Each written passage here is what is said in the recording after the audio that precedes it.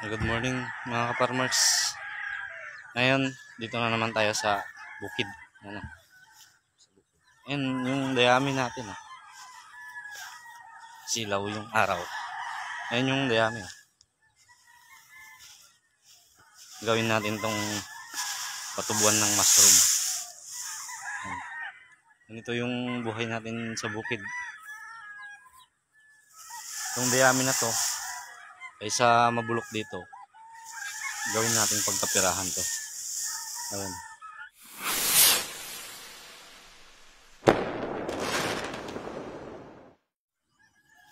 So ayan. Tapos na yung ating siyam na plot.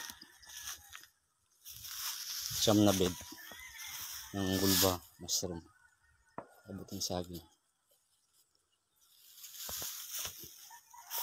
So ang cost natin dyan is nasa kulang 500 lang yung isang bed na yan. So sabihin na lang natin na 500 bawat isang bed. Merong 9.